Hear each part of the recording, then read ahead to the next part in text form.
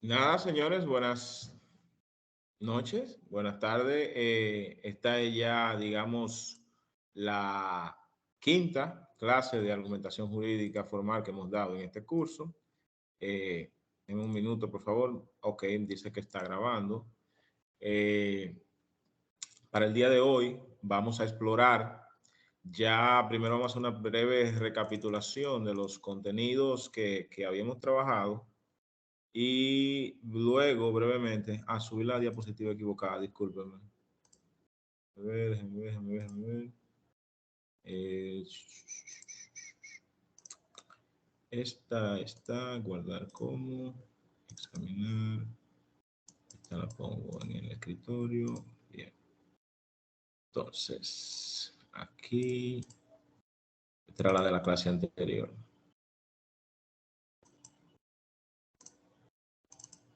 Muy bien.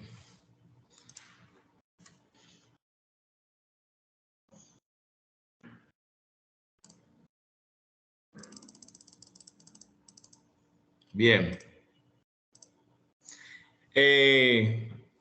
Para la clase pasada, como siempre nos gusta iniciar recapitulando, no sé si ustedes se recuerdan de lo que dijimos antes de ayer, que hablamos de que la tópica era una herramienta. ¿Quién brevemente me explica por qué decíamos que la tópica puede servir como una especie de herramienta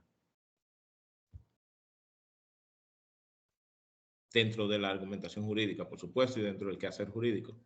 Levantándome manos.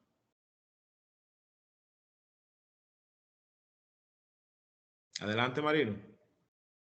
Sí, muy buenas noches, maestro, nuevamente. La tópica puede servir como una herramienta porque puede funcionar como si fuese una técnica dentro de la argumentación jurídica para nosotros hacer cualquier tipo de trabajo o asunto jurídico con relación al caso en concreto. Perfectamente, exactamente como lo ha dicho Marino, es una técnica y específicamente es una técnica tendiente al descubrimiento de la premisa, y el descubrimiento de la premisa es yendo a lo que llamamos el uso de lugares comunes. Y entonces no sé si ustedes recuerdan que hablamos de una especie de un catálogo de tópicos, un catálogo de topos que son máximas, axiomas, principios generales que sirven como arsenal al cual acudir para buscar soluciones a un caso concreto. Correcto. Pero también decíamos que había una crítica a la cual apelamos con el tema de la tópica, y es que el modus operandi de la tópica, al ser tan científico, se vuelve una herramienta artificial, porque hablamos de una idea generalmente admitida, pero generalmente admitida ¿por quién? ¿Recuerda usted, licenciado Rivera, alguna de las críticas que hacíamos de la tópica? En cuanto a en cuanto a la crítica, Sí, sí. maestro, que debe de esperarse, por decirlo así en palabras llanas, el momento adecuado para usted utilizar tópica para que en vez de dentro de su argumentación le favorezca, que no le perjudique. Tomando en cuenta los factores que trae con ella. Cada tópica trae su interpretación esencial. Muy bien. Más o menos. Vamos a ver lo que dice Vox al respecto. ¿Qué nos dice Vox? Sí, maestro, buenas noches. Sí, otra de las críticas también que se plantearon era que la tópica, por su misma naturaleza, por ser una serie de topos comunes, llegaba a lo que realmente como a lo contrario de su método, que era como a formar una teoría general. O sea, al irse concretándose los diferentes topos, prácticamente se hacía una teoría concreta sobre el tema de la argumentación. Entonces, precisamente, la tópica realmente lo que trataba, ¿no?, de problematizar y no realmente irse a una teoría específica. Exactamente. Ahí como que tú sentías que estaba en un terreno movedizo mientras uno trabajaba con la tópica. O sea, es como una especie de, como decíamos, es como una especie de truco de magia. Uno puede marear un día a una audiencia con la inventiva que uno puede trabajar a través de ideas generalmente admitidas. pero más allá de ahí, incluso luego uno se da cuenta que cada uno de esos tópicos puede ser perfectamente destruido con un contratópico, lo cual te dice a ti entonces si una tópica, si un topos comunes puede ser destruido con una contratópica, no son ideas generalmente admitidas, o sea, estamos trabajando mucho en el área de la según. Entonces, pero sin embargo, hay algo muy rescatable de la tópica, y lo rescatable de la tópica es que forma parte de la retórica dentro de la concepción de Atienza. ¿Y por qué? Porque la idea detrás de la tópica es uno poder armarse, pero luego que uno tiene que hacer, tratar de diseñar un discurso. ¿Y qué uno va a hacer con ese discurso? Tratar de persuadir y o convencer al interlocutor, al destinatario, al auditorio, etcétera. Entonces, esa parte es esencial en la práctica jurídica. O sea, no solamente es importante desde una perspectiva puramente teórica, sino también es muy útil trabajarlo en la práctica jurídica. Pero para el día de hoy vamos a trabajar entonces con lo que es la retórica. Yo quiero más o menos escuchar, voy a seleccionar así, Diana, si está. Diana, ¿me escucha? Porque yo quiero trabajar sí, con maestro. Diana, cuando usted le hablan de retórica, yo le pregunto, ¿a usted le gusta esa palabra? ¿Le molesta esa palabra? ¿Qué usted más o menos percibe cuando le hablan de... Él es una persona que usa mucho la retórica, por ejemplo. Bueno, así vamos a decir por encima, entiendo que retórica es una persona prácticamente arbitraria. Arbitraria, interesante. ¿Por qué arbitraria una persona retórica? Ya que solamente entiende su punto de vista y no está abierto a otros, vamos a decir, opiniones, a otras opiniones, no estaría abierto a aceptar otras opiniones, sino que se basa nada más en lo que él entiende que es su lógica. Bueno, eso es una observación interesante, pero por ejemplo, bueno, vamos a escuchar lo que dice Nicauri. Me gustaría ver qué posición tiene Nicauri. Nicauri, cuando te hablan a ti de alguien que usa la retórica, ¿qué tú percibes, más o menos? Después de leer sobre el material, me hablan de la palabra retórica y yo solamente puedo llegar a la conclusión de que es aquella persona que utiliza el lenguaje o la lingüística para expresar ideas o argumentos y fundamentar a través de una forma ya sea elegante, bien estructurada. Eso está muy lindo, Nicauri, pero yo quiero que tú me digas desde el fondo de tu corazón, con toda la sinceridad del mundo. Cuando a ti te dicen, esa es una persona muy retórico, más o menos, ¿qué te llega a la cabeza? Por el concepto simple, el término es muy tosco. Cuando te dice retórico, esa palabra vieja tan fea. Vamos a ponerlo quizá en un término más dominicano. Un tigre con labia. O sea, cuando a ti te dicen, ese pana tiene labia, correcto, como está poniéndolo ahí Arismendi, ¿a ti te da buena nota o mala nota ese tipo de gente? Cuando, o sea, si utiliza en el plano más sencillo, cuando alguien va a darte amores, cuando alguien va a ir a darte, digamos, a tratar de persuadirte, diciéndote las cosas que tú quieres escuchar al oído, pero ya esa persona tiene fama de que tiene mucha labia. A ti personalmente todo te cae bien, te cae mal. Es por ahí que yo quiero que empecemos la casa. O como dices ahora, dando cotorra. Vamos a empezar por ahí también. Bueno, viéndolo desde este punto de vista ya es como, sí, te puedo escuchar o no, porque todo va a depender, pero ¿verdad? Y tú vas a tener una actitud escéptica, porque por lo general tú vas a decir, todo lo que este pana me está tratando de decir es para convencerme de algo muy, muy, muy específico. No necesariamente es lo que sienta, pero él quiere ganar en este escenario. ¿Correcto? Correcto. Ahora veo más manos levantadas, veo que está funcionando esta técnica. Dígame, Saoni.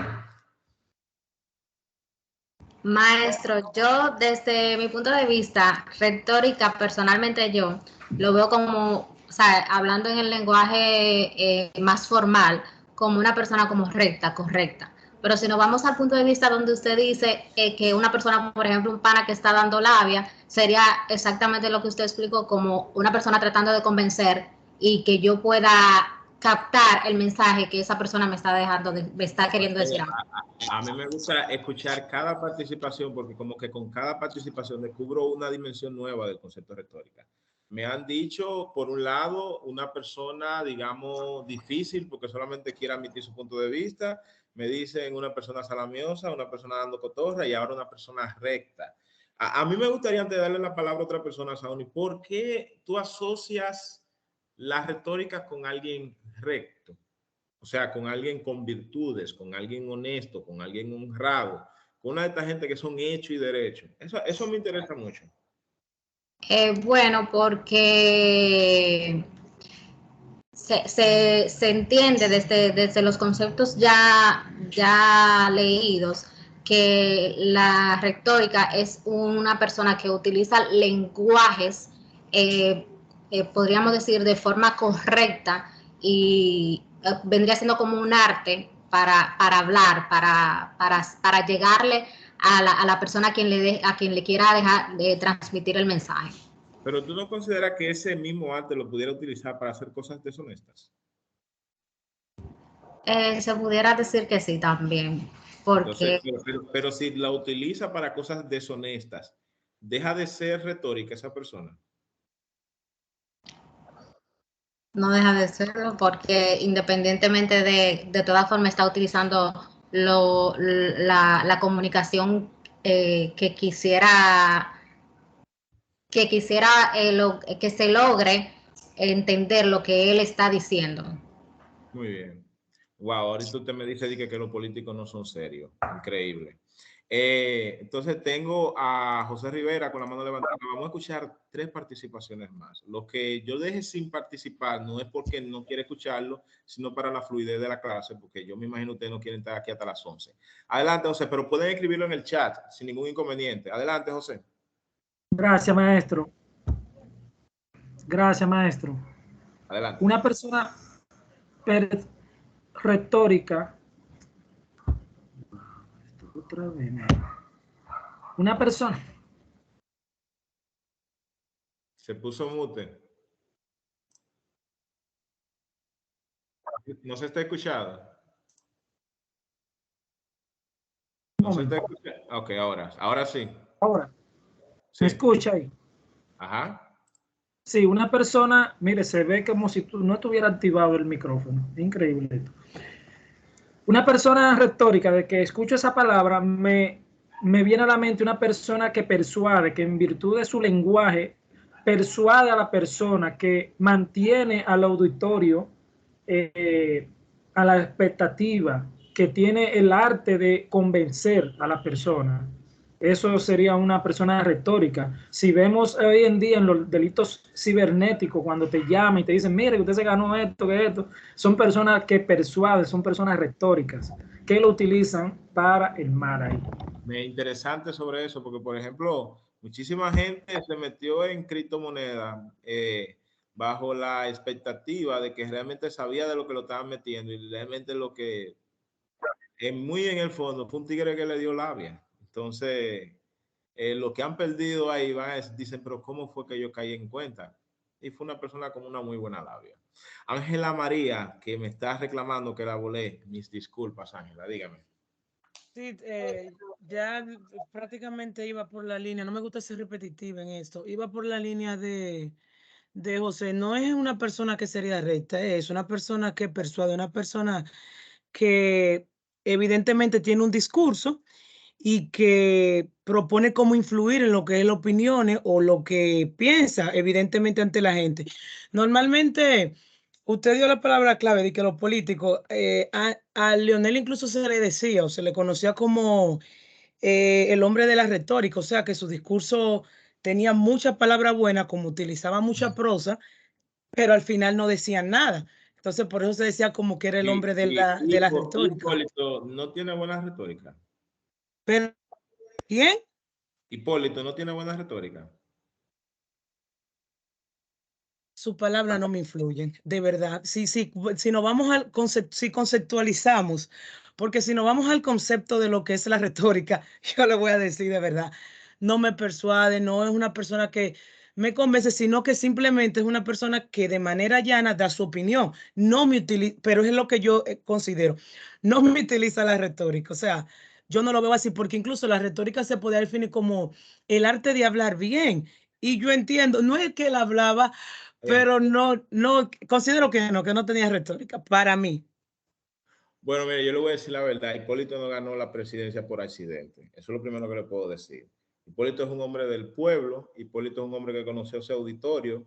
Y cuando mucha gente cuestionaba a Hipólito por decirle como que era un burro, que era estúpido, que era vaina, Hipólito le ganó a un hombre que duró 8 años pisado siendo presidente de la República, que fue Danilo Medina. Y además, a gente como nosotros quizás no le llega su discurso, pero a otros le llegan. Ustedes ven. Y como mismo Hipólito, así mismo Trump. O sea, Trump, muchísima gente le cuestionó que parecía un imbécil cada vez que hablaba. Y ese hombre ganó una presidencia. Y tuvo al tri de ganar una segunda presidencia. Ahí es donde yo quiero que ustedes aterricen con el tema de la retórica. Sobre todo, por ejemplo, para los que son aquí ávidos del derecho penal, la retórica populista. Hoy es un muy buen día para dar clase porque ya estamos ante el aftermath, la postrimería, si se puede decir, de una de las decisiones que no ha tenido tanto sonido porque fue lo inevitable de la matemática, que fue el tema de la variación de la medida de coerción de Jean Alain.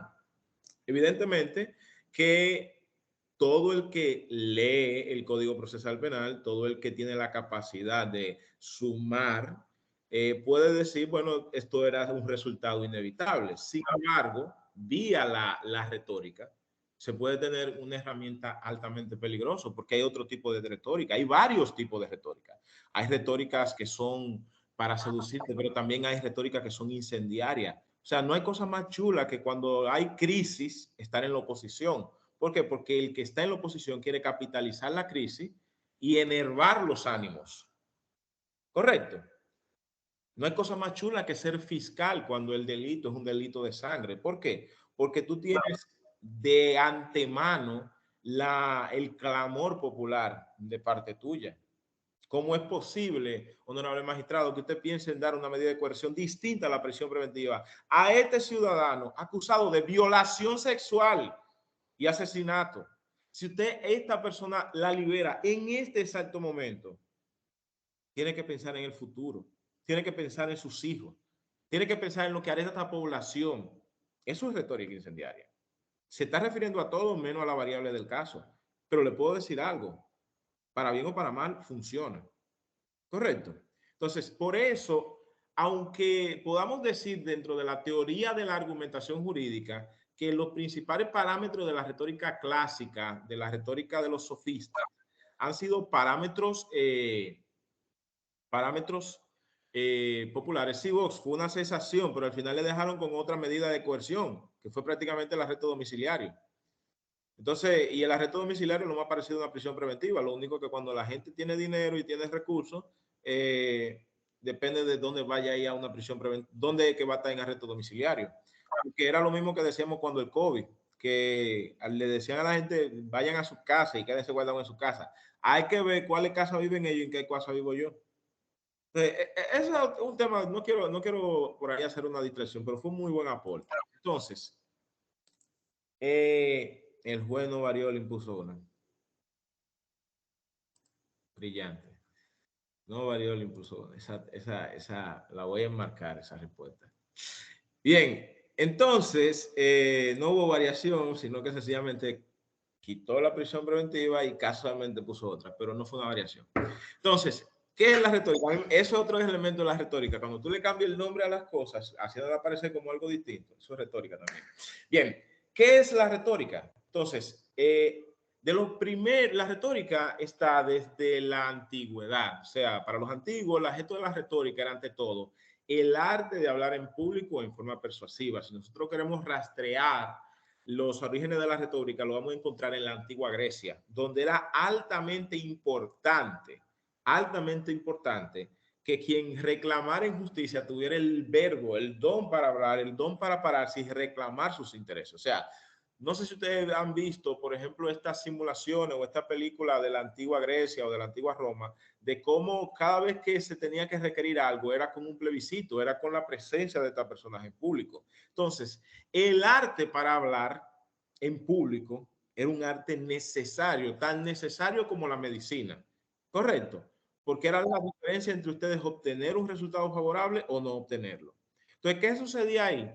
Que había una profesión muy específica de personas que cobraban para enseñarte a defenderte o para defenderte. Estas personas se llamaban los sofistas. Entonces, ¿cuál es el problema del sofista? Que el sofista lo ve esto como una teoría del juego. Lo importante es ganar. ¿Correcto? Lo importante es ganar. Y si ustedes han seguido la historia del deporte, hay muchas formas de ganar en deporte. Hay forma de ganar limpia y hay forma de ganar sucia. Si, por ejemplo, el escándalo de los White Sox, cuando vendieron una serie mundial, es una forma de ganar suciamente. El desinflar una pelota de fútbol americano es una forma de ganar suciamente. El pagarle a un árbitro para que ponga a los Lakers a ganar en el 2001, esa es una forma de ganar suciamente. Entonces, evidentemente, que cuando tú ves que tú puedes ganar sin que necesariamente sea un mérito ético, entonces cuestionaban al sofista, porque decían, el sofista lo único que se importa es en la idea de ganar. Correcto. Entonces, se habla de la importancia de esto porque hablar era de una muchedumbre reunida en una plaza pública para obtener una adhesión a una tesis. Y así se advierte que el objetivo del arte oratorio era el de que te den la razón, independientemente de que la tengas o no. O sea, la idea clave que yo quiero que ustedes se queden con ella es, y eso lo pueden anotar, todo discurso va dirigido a un auditorio. Esa idea desde Grecia hasta hoy permanece. Todo discurso va dirigido a un auditorio. ¿Por qué les digo esto? Porque uno de los grandes problemas que tenemos nosotros, los seres humanos, sobre todo cuando somos muy inteligentes o cuando somos muy calificados, es que a veces incurrimos en lo que se llamaría un soliloquio. O sea, nosotros incurrimos en hablar para escuchar nuestra propia voz y no imaginamos cómo el interlocutor percibe la forma en cómo hablamos nosotros. Y yo hago mea culpa. A mí me han dicho manejando audiencia, no, porque tú eres un arregantico, tú eres una vaina, y yo, wow. Esa no es la imagen que yo quiero brindar, quizás por el hecho de que soy exigente de que por favor no me usen el celular en la audiencia y eso, pero amén. Hay una ventana externa. Pero entonces el que quiere valerse de arte retórica tiene que tratar de llegarle al público. O sea, que lo que el público sienta de esa persona sea exactamente lo que quieren que el público sienta. Correcto. Si tú incluso quieres instigar a la contraparte para que te diga un dicho, no sea algo que tú estés haciendo sin analizar el resultado, sino algo que tú precisamente querías provocar, sin quedar mal en el proceso. ¿Ves? Y eso se hace con mucha facilidad. Solamente tiene que saber insertar alguna palabrita o insertar algún dato que sabe que va a generar una provocación y que puede provocar incluso que una audiencia se aplace. Eso, por supuesto, es el arte sofista de la retórica. Ese era el papel de los sofistas en la retórica. Que tuvo una objeción, Clarinete. ¿Quién fue de los primeros que tuvo una objeción a ese respecto? Una persona que le decían el estagirita de nombre Aristóteles. Veo a Francisco con la mano levantada. Adelante, Francisco.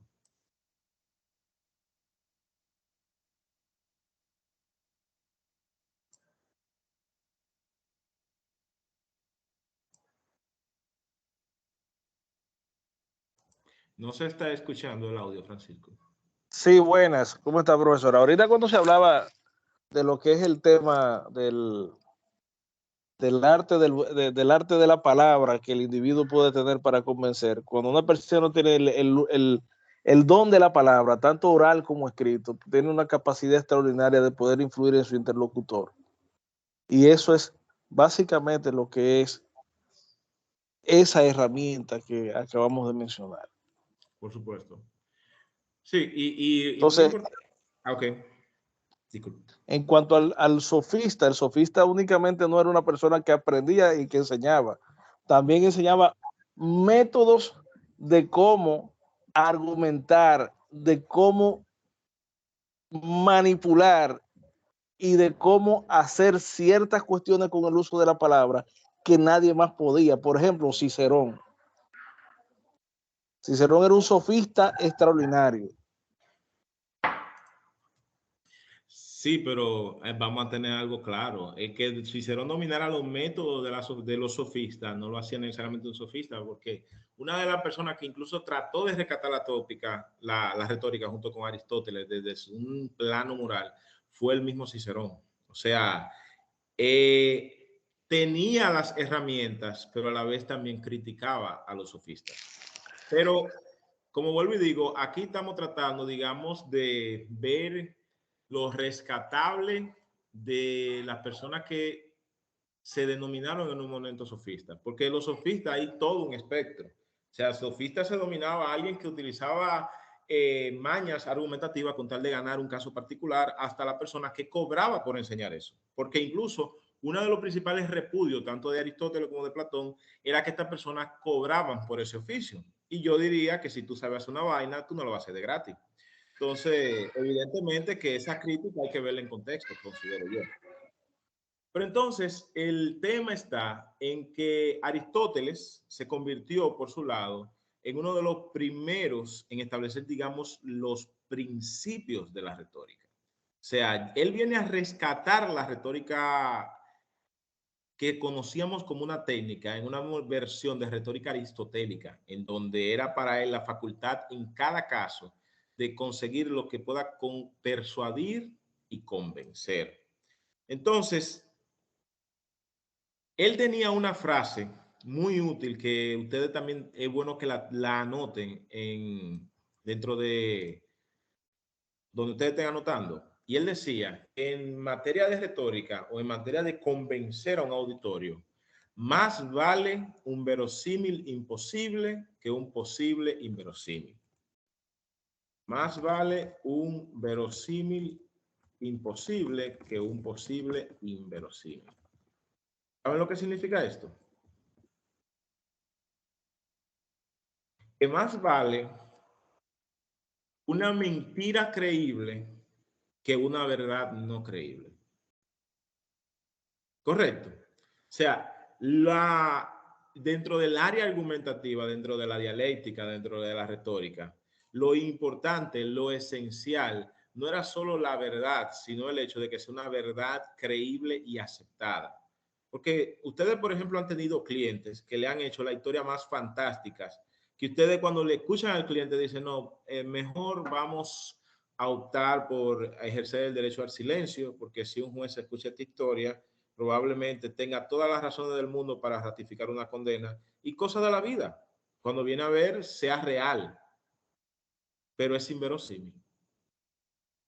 Y sin embargo, tenemos, por ejemplo, las actuaciones de agentes oficiales que por un tema de autoridad, por un tema de común, están revestidas de verosimilitud, pero pueden ser imposibles. Como encontrarle, por ejemplo, 60 paquetes de cocaína a una persona en la pretina del pantaloncillo. Y eso lo han presentado.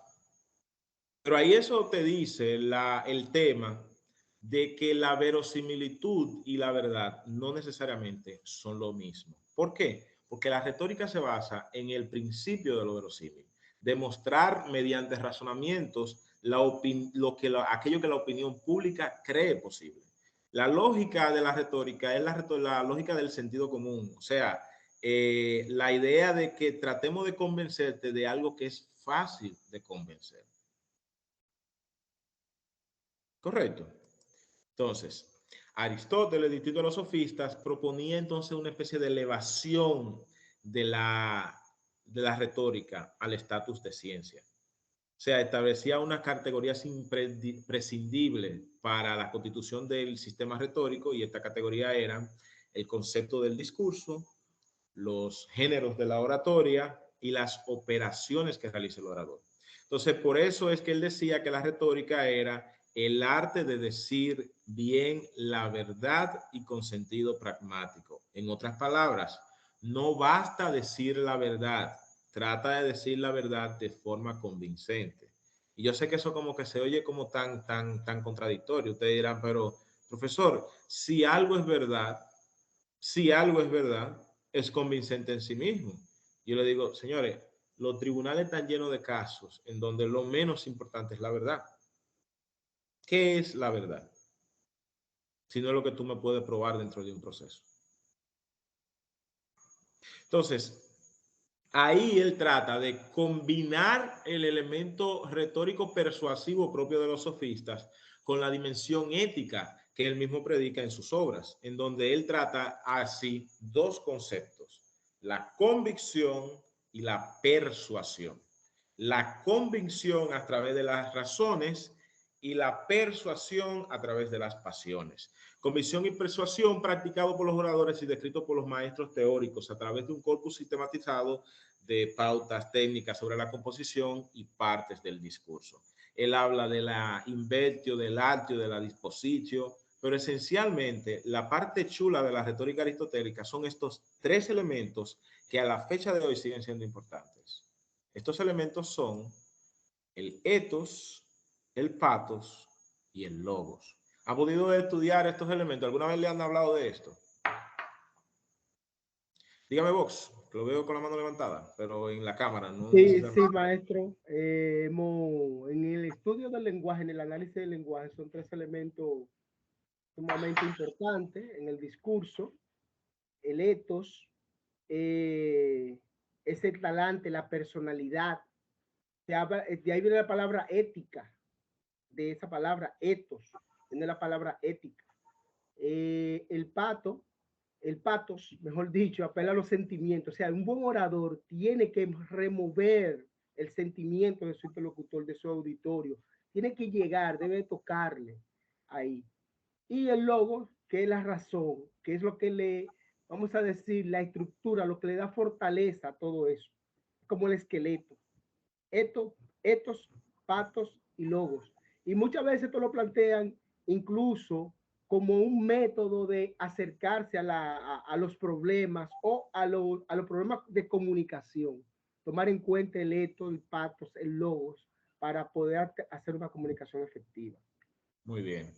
Vamos a escuchar a Lady, que me gustaría ver qué puede opinar Lady. Lady, para usted es muy importante que tomar la palabra por la persona que la dice.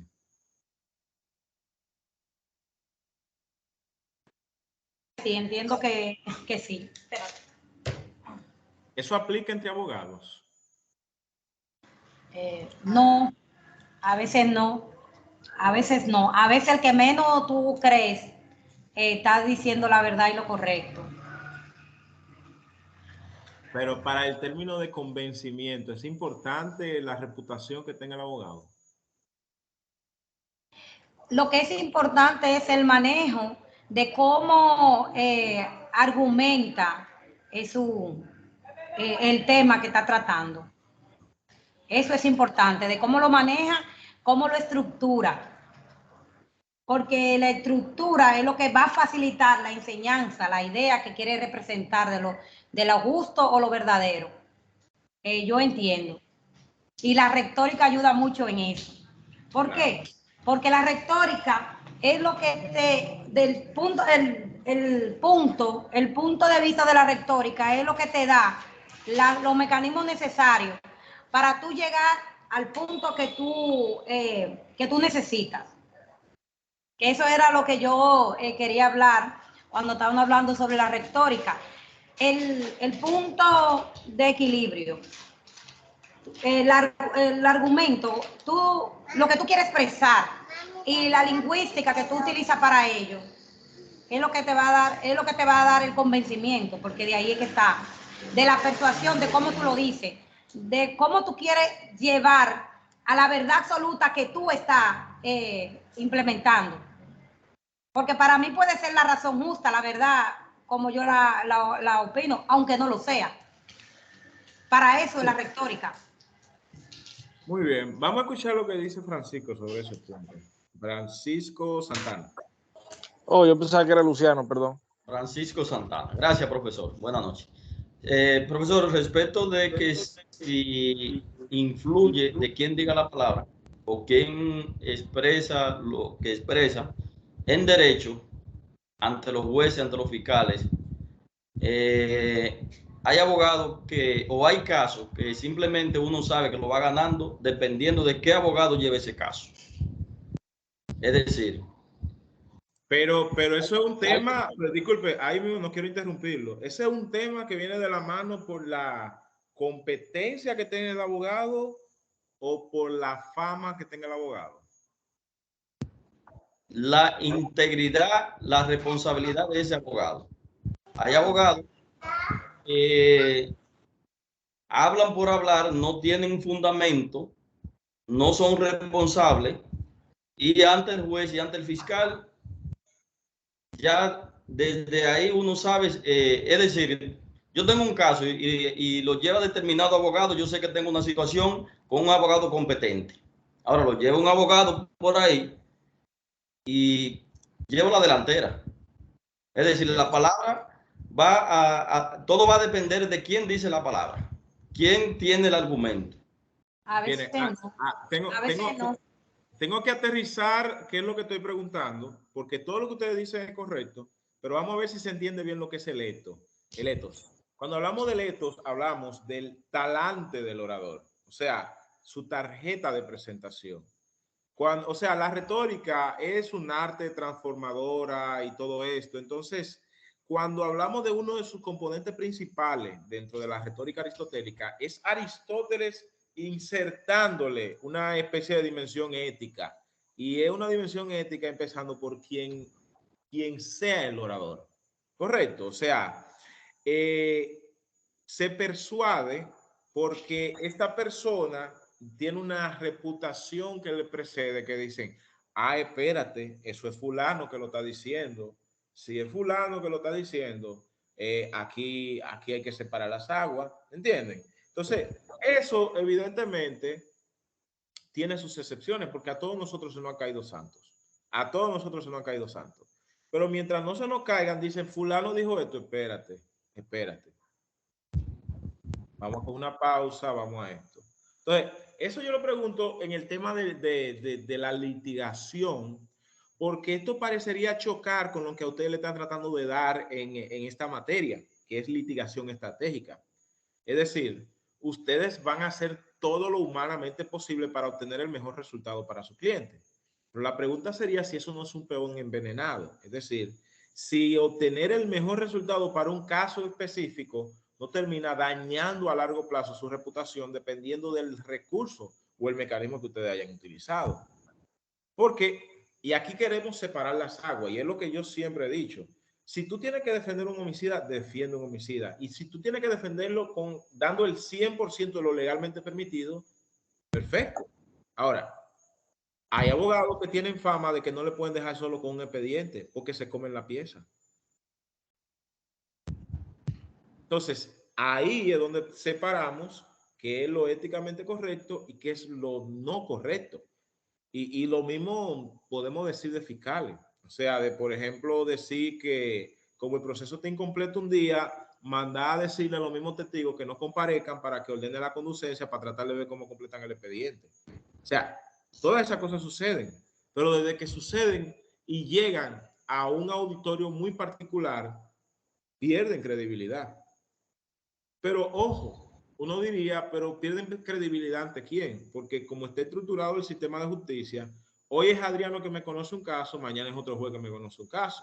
Por lo que Aristóteles quizás se está concentrando al momento de hablar de una ética en una dimensión de un destinatario que no necesariamente es una dimensión real. O sea, es un tema a debatir, es lo que yo quiero decir. O sea, hasta dónde la carta de presentación del orador influye en la efectividad del discurso. Yo me atrevería a decir que eso depende del contexto. O sea, eso depende bastante del contexto en el que se vaya a trabajar. Veo a Robert Smarling con la mano levantada. Dígame, Robert Smarling.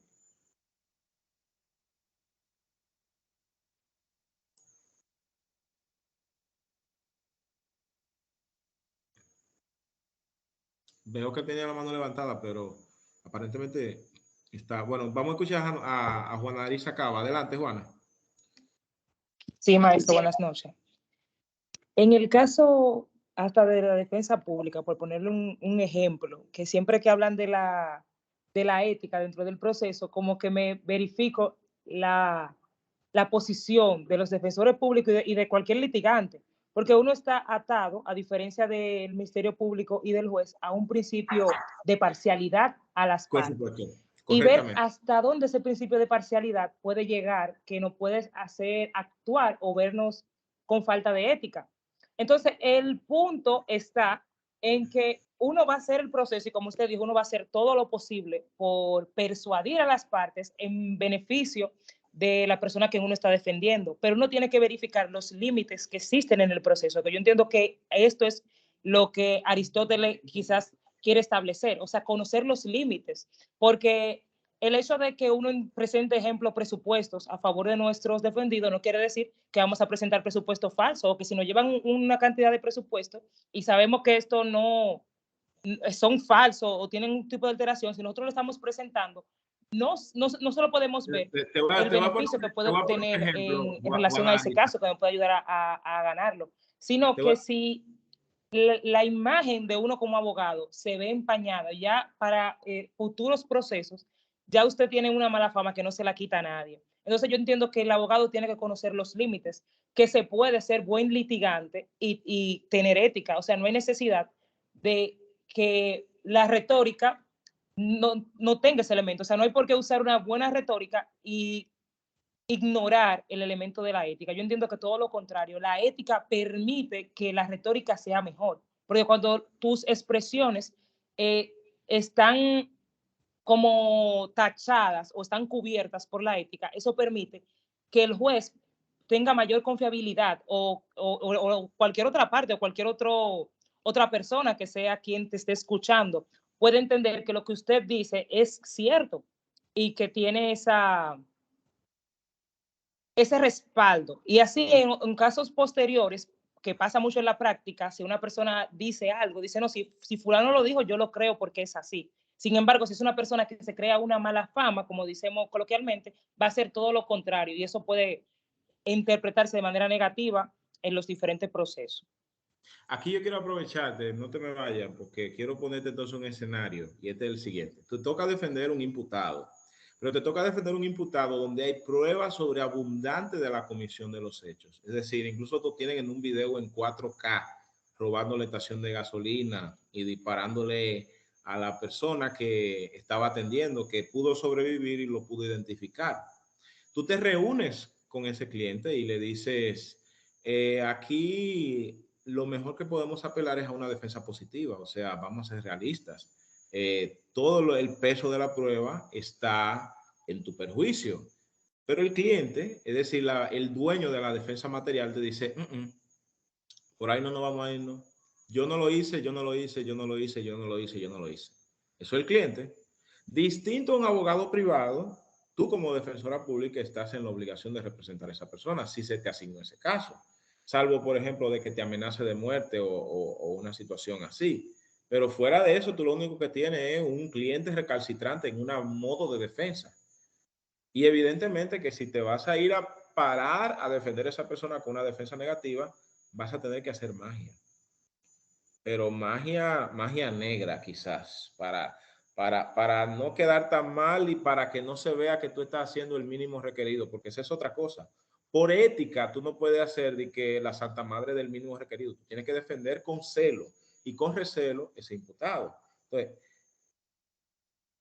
esa presentación, yo no sé si lo estoy aterrizando en una situación real, pero esa situación tú sabes que te puede perjudicar a largo plazo. Es decir, que te vean litigando respecto a esta situación, tratando de convertir lo imposible en posible, tratando de convertir el plomo en oro. Entonces, no chocaría un poco el tema de la propia ética del defensor, en donde tienes que inclinarte a defenderlo por principio de parcialidad versus la credibilidad, ese ethos del discurso. ¿Qué tú opinas? Mire, maestro, cuando usted hacía el ejemplo, estaba como mirando la práctica, lo que pasa realmente, porque ciertamente es un poquito chocante. E incluso he escuchado muchas personas que dicen que hasta el litigar y el hablar mentira como que van de la mano y como que es imposible uno desempeñar la función sin la necesidad de hablar mentira. Y me acuerda que también donde yo ejerzo, hay un tribunal que dice que la verdad es lo que tiene que estar en todo proceso sin importar la parte que uno defienda. Sin embargo, entonces aquí venimos con la verdad procesal y la verdad material. Y por lo menos yo de manera personal, ¿Cómo en eso? unos casos como esto. De que la verdad es lo más importante. ¿Cómo funciona eso? Disculpe, repite que... Que me impactó esa parte que usted dijo, que hay un tribunal que entiende que la verdad es lo esencial.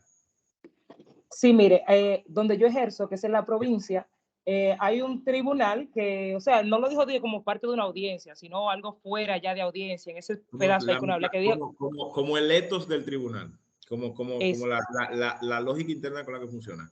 Él lo hable, pero a la vez infantil, o sea, tienen una comunicación directa con Dios para que Dios le enseñe qué fue lo que exactamente sucedió y ahí saber cuál fue la verdad de los hechos. Porque nosotros conocemos miles de procesos y de ninguno yo te puedo decir que yo conozco la verdad absoluta. Yo apenas conozco la verdad que me trajeron. Exactamente. Entonces de ahí es que yo parto como abogada. Exacto. Lo que yo conozco es sobre el proceso, no sobre el hecho en sí, si pasó o no pasó.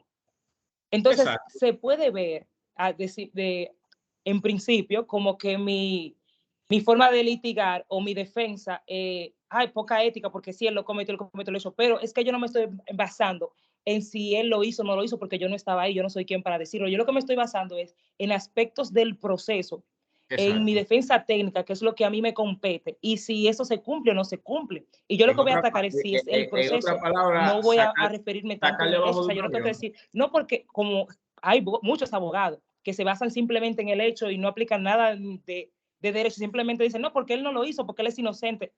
No es sobre eso que yo tengo que argumentar, sino que en mis argumentos tiene que verse verificado de que por qué la otra parte no pudo comprometer la responsabilidad penal de él. No en sí yo decir que esa persona no fue cometido el hecho si yo no tengo ningún elemento de prueba que demuestre todo lo contrario o que pueda demostrar que fue otra persona. En este caso yo sería como una teoría negativa, pero más atacando el hecho sin necesidad de referirme a que él es inocente, como yo veo que muchas personas lo hacen.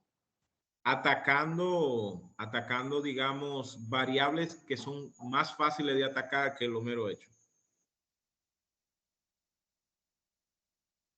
No, es excelente respuesta, definitivamente. O sea, ese es un tema controversial, plantearlo con abogados, el tema de que el tema de la retórica tiene que ver con el talante del orador. Yo le diría, hay un canon legal, ético, disciplinario al que ustedes tienen que abstenerse, pero dentro de todo ese mar hay, digamos, todo un mundo discrecional con lo que se puede trabajar. En ese sentido, lo que es preciso tomar en consideración es, ¿cómo decirle? Que por lo menos desde la perspectiva de la retórica, importa bastante la reputación que precede a este orador dentro, digamos, del parámetro general de la retórica.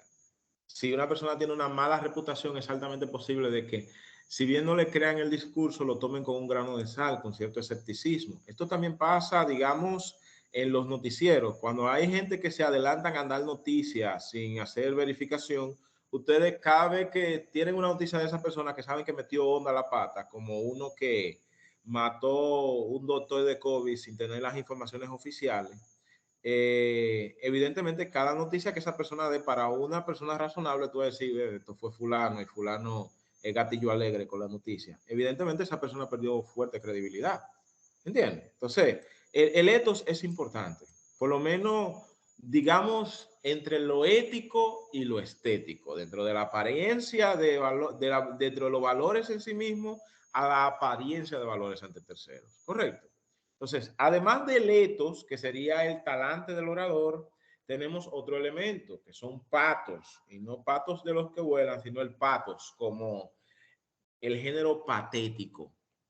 Cuando a una gente le dicen patético, ¿qué ¿Qué a usted le llega a la mente cuando le dice a alguien no, que ese fulano es patético? No, lo que piensa es anda dando asco, anda dando pena, anda dando lástima. ¿Qué le llega a usted, Vox, a la cabeza cuando escucha la palabra patético?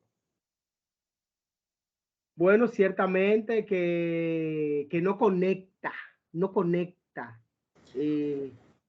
Una persona patética, ¿qué le digo? Que no muestra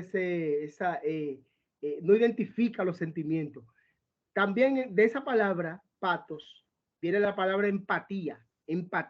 Correcto. Es parte de esa palabra, patos. O sea, identificarse con los sentimientos del otro, que es la empatía. Muy bien. Dígame, Lady. Está en mute. No se escucha.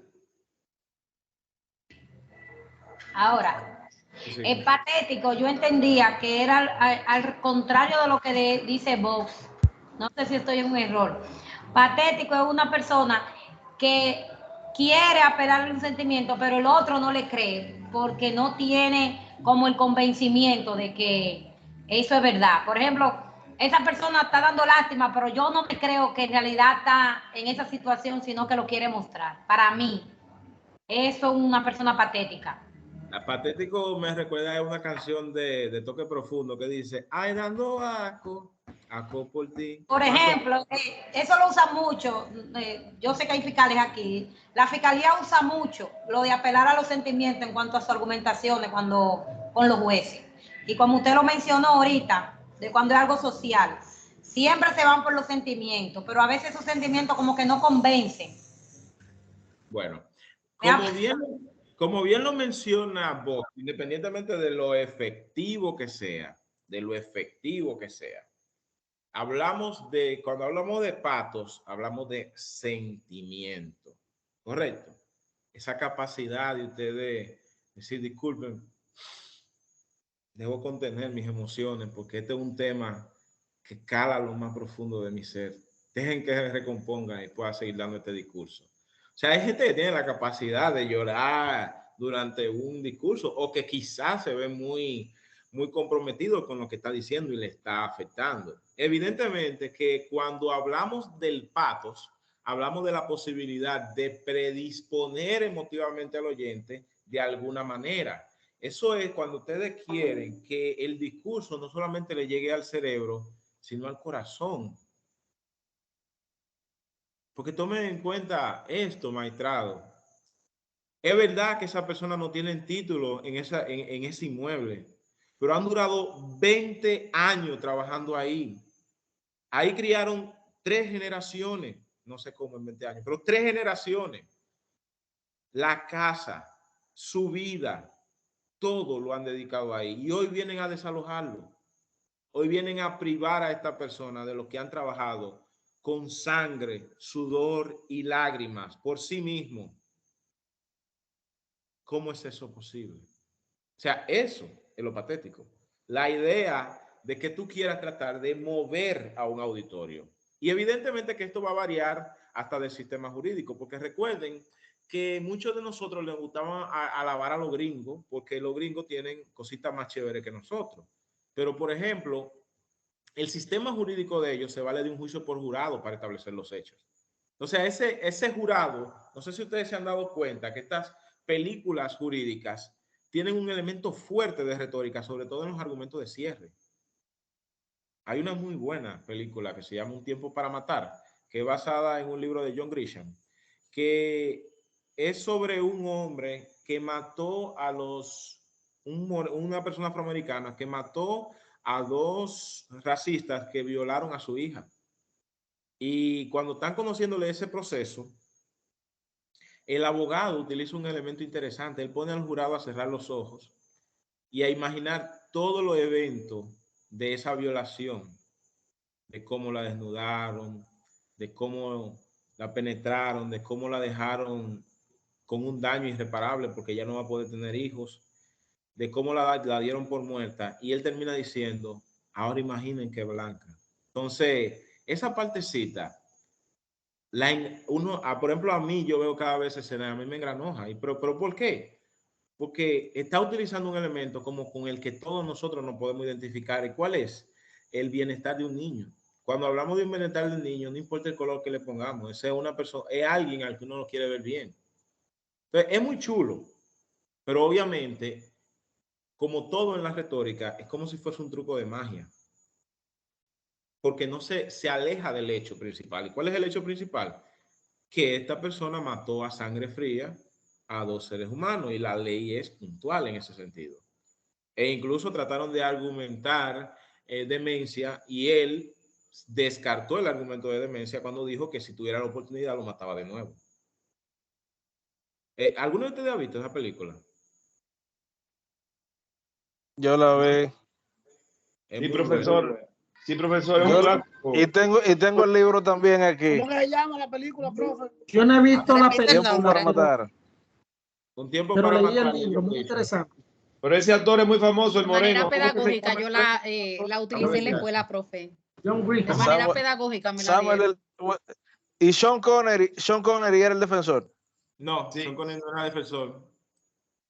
Matthew McConaughey era el defensor, Kevin Spacey era el fiscal, Sandra Bullock era el fiscal. No, pero espérate. No, esa la que usted dice es Fuego en Mississippi. No, Mississippi Burning es otra. La que yo le estoy diciendo tiene un contexto similar, porque incluso ahí se habló hasta del tema de declinar el caso por sospecha legítima y todas esas cosas. La película es muy educativa, pero ojo, Fabiola, no es muy educativa para variable objetiva del caso. El tipo mató a sangre fría a 2 gente. No había por qué declararlo inocente. Porque, profe, desde el punto de vista de la técnica de litigación, porque nos lo enseñaron precisamente para ver cómo hacían los discursos, que son muy buenos. Claro. Fue técnica que no dieron eso. Me preocupaba que le enseñaran derecho procesal penal con la jurídica. Ojo, No. Técnica de litigación. A mí me hubiera gustado, por ejemplo, este es uno de los detalles donde me hubiera gustado que la clase fuese presencial, porque estas son del tipo de cosas que te la podemos compartir y estudiarla y debatirla en mejor contexto, porque señores, con las películas jurídicas uno tiene que tomar y dejar. O sea, hay muchas cosas que se pueden aplicar y hay otras cosas que no se pueden aplicar. La película jurídica que más citan, por ejemplo, es 12 Angry Men, la de 12 hombres en pugna, la del jurado. Y esa película, desde el momento en que uno de los jurados salió a buscar un cuchillo, eso se fue a pique, en términos puramente procesales. Pero nada, vamos a continuar, porque esa sería otra materia de cine y derecho. Entonces, además del ethos, además del pathos, existe otro elemento que se llama el logos. El logos es el discurso mismo, o específicamente la razón interna del discurso. Cuando se muestra la verdad o lo que parece serlo a partir de un argumento para cada caso, un argumento pragmático. Bien, entonces, ¿qué está diciéndonos ahí? Que por más seriedad que tú tengas, por más emotivo que sea tu discurso, si lo que tú estás hablando es ñeca, tú no vas para ninguna parte. Imagínense una persona con todo el talante posible, con el mejor discurso emotivo, diciendo, ahora señores, le vamos a explicar por qué la Tierra es plana. Yo sé que desde ese momento ustedes se desconectan. Si hay terraplanistas en el grupo, no lo sé. Así que, dígame, Francisco. Escribí en el chat que la verdad se toma de lo que se puede probar. Exacto. Pero evidentemente que hay, digamos, límites para ese ejercicio de la verosimilitud. Hay cosas, por ejemplo, que son hechos innegables, no solamente porque son generalmente admitidos, sino porque fueron científicamente comprobados, que era lo que decíamos de nosotros, querer convertir manzanas en peras con la retórica. Correcto. Es un truco de magia muy chulo, pero incluso hasta haciéndolo mal uno queda feo. Entonces, en lo que tiene que ver con los géneros retóricos ustedes los conocen. Lo que pasa es que ustedes ven ahí deliberativo, epidíctico. Ustedes dirán, ¿qué es eso? Bueno, vamos a ver. Entonces, profesor. Dígame, Carlos. Antes de eso, decirle que te dice que la Tierra es es redonda. Entonces, ¿por qué se llama planeta entonces? Si es redonda, no se tenía que llamar redondeta. Muy bueno. Entonces, los géneros retóricos. Mire qué interesante. Aquí tenemos 3 géneros retóricos explorados por Aristóteles que al día de hoy se siguen viendo. Es decir, vamos a empezar por el del medio, el epedíctico. ¿Ustedes saben lo que es el género epedíctico? El género epedíctico es cuando ustedes están presentando un discurso frente a adeptos, frente, por ejemplo, el meeting político. No sé si ustedes se recuerdan el famoso ¿quién te subió el arroz? Evidentemente que precisamente, como lo está diciendo Vox, pero en mute, eso fue un meeting dentro de gente que son adeptos a un grupo político específico, ¿correcto?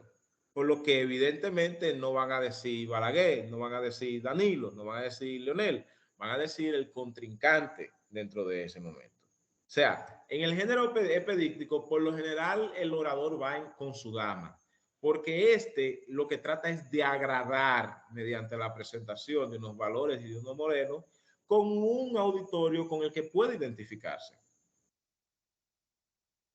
Por ejemplo, no es lo mismo un discurso en favor de las águilas entre aguiluchos que un discurso en favor de las águilas entre liceístas, que para el día de hoy es un género trágico del discurso para algunos de nosotros, pero amén. Fuera del género epedíctico, tendríamos entonces un género que es el del deliberativo. Ese género deliberativo es propio, digamos, de asambleas y propio de parlamento. ¿Por qué? Porque aquí ya tú no estás frente a menos adeptos. Aquí tú estás prácticamente planteando una asamblea donde se debate sobre el bien, la felicidad, la conducta individual, la conducta social. En este género deliberativo, por lo general, hay opiniones puestas y contrapuestas. No sé si ustedes han visto cómo se debaten en la Cámara de los Lores, por ejemplo, en Inglaterra, pero el que oye la palabra la Cámara de los Lores se imagina que son gente que van a hacerlo con toda una finura aristocrática. Esa gente se mentan la madre de la peor manera ahí, y eso haciendo bulla de un lado, haciendo bulla del otro. Se mezcla un chingue de pedístico porque hay una bancada de un lado apoyando y otra bancada del otro lado apoyando, pero eso es una gallera. Pero evidentemente que es la demostración de la democracia de cuáles son los bienes que quieren hacer valer. Y hay otro foro de discusión que ni es epedíptico ni es deliberativo, que es el judicial. Aquí, ese es el principal que se desenvuelve en el derecho, en donde lo que tiene por objeto es la justicia o la injusticia de los hechos. Y lo que tiene por objeto es reparar la justicia. Entonces, aquí lo que se valora es el derecho de la persona afectada. Dentro de este género judicial es que normalmente se desarrollan las discusiones jurídicas. Porque por lo general, tú no tratas de convencer a un auditorio, tú no tratas de hacer un pulso de una masa con la otra, tú tratas de convencer a un tercero supuestamente imparcial de que tu verdad es más verdad que la verdad del contrario. Entonces, para cada uno de estos géneros tenemos que preparar un discurso, una modalidad especial de discurso. ¿Correcto? Entonces, ya de aquí pasamos a lo que sería Chaim Perelman con cómo él rescata la retórica. Pero yo opino que pudiéramos dar un breve receso porque ya llevamos un buen tiempo dando clase y continuamos en 10 minutos.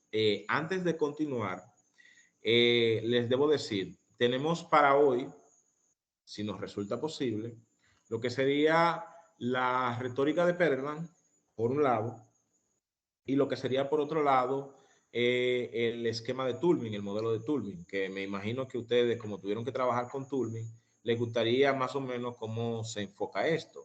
Entonces yo le preguntaría, ¿con qué ustedes quisieran que iniciáramos? ¿Con Perelman o con Toulmin? Perelman. Toulmin. Toulmin. Yo Toulmin. Toulmin. No, ya lo estaba. Déjenme ponérselo, vamos, lo que estamos en receso, déjenme hacer entonces lo que me gusta hacer, ponerlo ustedes de mojiganga.